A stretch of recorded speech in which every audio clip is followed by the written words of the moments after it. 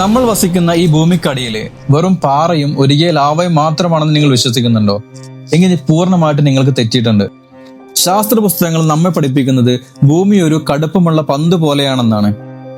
എന്നാൽ അവിടെ നമ്മളെക്കാൾ പുരോഗതി പ്രാപിച്ച ഒരു മനുഷ്യവംശം തന്നെ അവിടെ വസിക്കുന്നുണ്ടെന്ന് പറഞ്ഞാൽ നിങ്ങൾക്ക് വിശ്വസിക്കാൻ കഴിയുമോ? എന്തുകൊണ്ടാണ് ഉത്തര ദക്ഷിണ ധ്രുവങ്ങൾക്ക് മുകളിലൂടെ വിമാനങ്ങൾക്ക് പറക്കാൻ അനുവാദമില്ലാത്തത്? അവിടെ എന്താണ് ഒളിപ്പിച്ചു വെച്ചിട്ടുള്ളത്? അവിടെ ഒളിപ്പിച്ചു വെച്ചിരിക്കുന്ന ആ കവാടം അതെന്താണ്?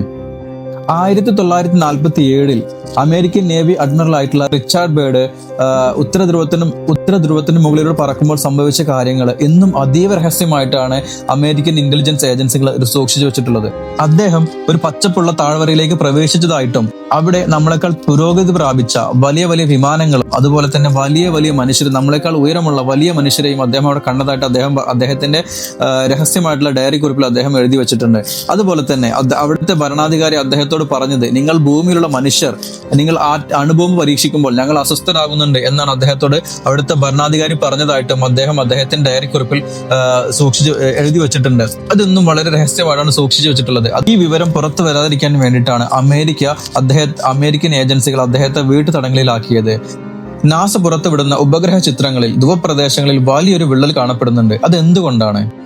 പുരാണങ്ങളിലെ പാതാളം, ടിബറ്റിലെ ശാംബാല, ഇതെല്ലാം ഈ ഭൂഗർഭ നാഗരികതയുടെ പേരായിരുന്നു.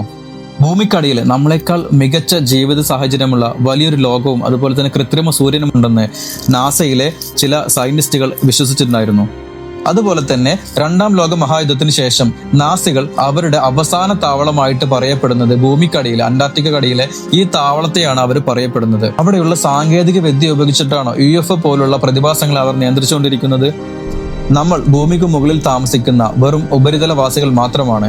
യഥാർത്ഥ അധികാര കേന്ദ്രം ഭൂമിക്ക് ഉൾഭാഗത്താണ് സ്ഥിതി ചെയ്യപ്പെടുന്നത്. സത്യം അത് നമ്മുടെ കാലിനടിയിലാണ്, പക്ഷെ കണ്ണുകൾ നോക്കുന്നത് നാം ആകാശത്തേക്കാണ്. ഭൂമിക്കടിയിൽ ആ മഹാസത്യം പുറത്തു വരുന്ന ദിവസം ശാസ്ത്ര പുസ്തകങ്ങൾ കത്തിയമരും. സത്യത്തെ തിരിച്ചറിയുന്നവർക്ക് മാത്രമാണ് ആ ദിവസത്തെ അതിജീവിക്കാൻ കഴിയുകയുള്ളൂ. ഇതുപോലുള്ള രഹസ്യങ്ങൾ തേടി നടക്കുന്ന നിങ്ങളുടെ ചങ്കിനെ നിങ്ങൾ ഈ റിയൽ ഒന്ന് സെൻഡ് ചെയ്ത് കൊടുക്കുക. അപ്പൊ അടുത്ത വീഡിയോ നമുക്ക് നാളെ കാണാം. ബൈ.